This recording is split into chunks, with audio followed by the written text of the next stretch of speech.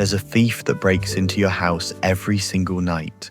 He doesn't take your TV, he doesn't touch your car, he just shaves a tiny slice off every dollar you own. By morning, you have the same number of dollars, but they're worth a little less than yesterday.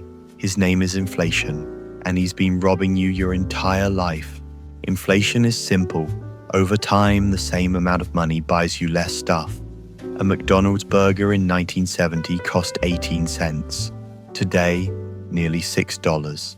A median house in the US in 1980, $64,000. Today, over $400,000. Did burgers get better? Did houses get bigger? Not really. The money just got weaker. Inflation is measured by something called the CPI, the Consumer Price Index. It tracks a basket of everyday goods and tells you how much more expensive life got this year. The official target? 2% per year. The reality of the last few years? 7, 8, even 9%. Let me show you what inflation actually does to your money over time. You have $100,000 saved. Feels good, right? At just 3% inflation per year. In 10 years, that $100,000 has the purchasing power of $74,000. In 20 years, $55,000. In 30 years, $41,000. You didn't spend a cent.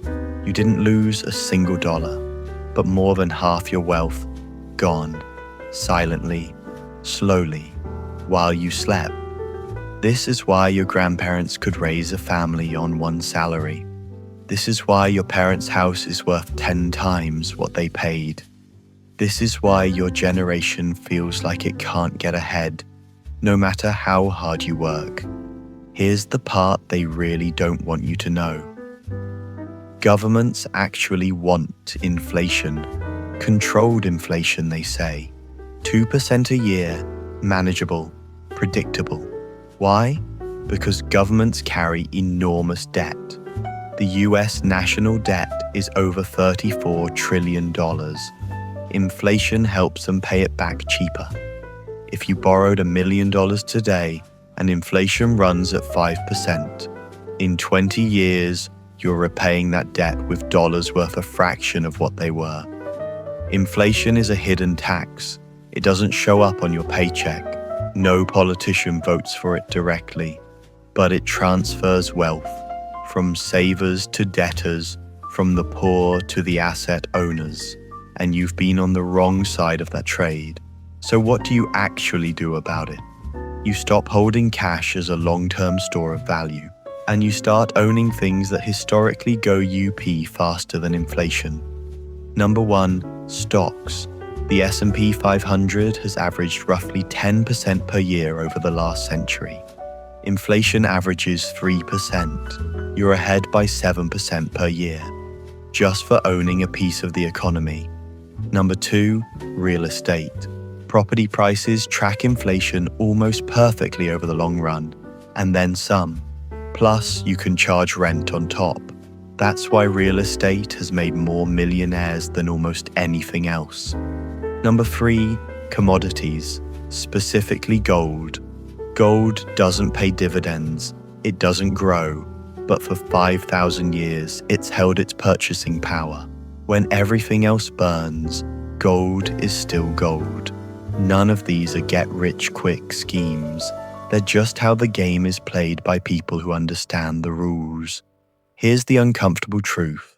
Every day you leave money sitting in a savings account, paying 0.5% while inflation runs at 4%. You are actively losing wealth. Not metaphorically, mathematically. The solution isn't complicated. It doesn't require a finance degree or a rich family. Step 1, understand that cash loses value. You know that now.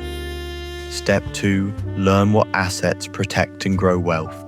That's this series. Step 3, start, even small, even $50 a month.